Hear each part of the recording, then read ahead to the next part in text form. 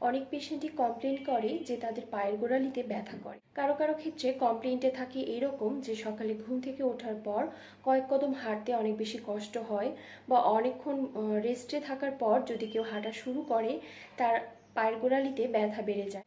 আবার কারো কারো ক্ষেত্রে কমপ্লেন থাকে যে হাঁটা শুরু করার পর প্রথমে কোনো ব্যথা হয় না, কিন্তু অনেকক্ষণ হাঁটার পর আস্তে আস্তে এই ব্যথাটা বেড়ে যায়। পায়ের গোড়ালিতে ব্যথা হওয়ার বিভিন্ন কারণ রয়েছে, যেমন plantar fasciitis, Achilles tendonitis, heel spur বা ক্যালকেনিয়াম স্পার, যেটাকে বাংলায় বলে পায়ের গোড়ালির হাড় বৃদ্ধি পাওয়া, শরীরের ওজন অতিরিক্ত বেড়ে যাওয়া, সঠিক জুতো ব্যবহার না করা, নার্ভ কম্প্রেশন, বা কারো কারো ক্ষেত্রে রক্তে ইউরিক অ্যাসিডের পরিমাণ বেড়ে গেলেও পায়ের গোড়ালিতে ব্যথা হতে পারে।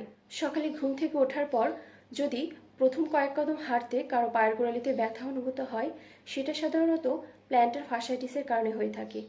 অনেকক্ষণ হাঁটার পর যদি কারো পায়ের গোড়ালিতে ব্যথা শুরু হয়, সেটা সাধারণত অ্যাচিলিস টেন্ডোনাইটিসের কারণে হয়ে থাকে। পায়ের গোড়ালির ব্যথা দূর করার বিভিন্ন প্রাকৃতিক উপায় রয়েছে, যেমন বরফের সেক নেওয়া, স্ট্রেচিং এক্সারসাইজ করা, সঠিক আকারের জুতো ব্যবহার করা, সঠিক আর্চযুক্ত জুতো ব্যবহার করা এবং নরম সোলযুক্ত জুতো ব্যবহার করা, শরীরের ওজন নিয়ন্ত্রণে রাখা। এসব করার পরও যদি আপনাদের পায়ের গোড়ালির ব্যথা দূর না হয়, সেক্ষেত্রে আপনারা অবশ্যই চিকিৎসকের পরামর্শ নেবেন। সবাই সুস্থ থাকবেন, নিজের যত্ন নেবেন, ভালো থাকবেন।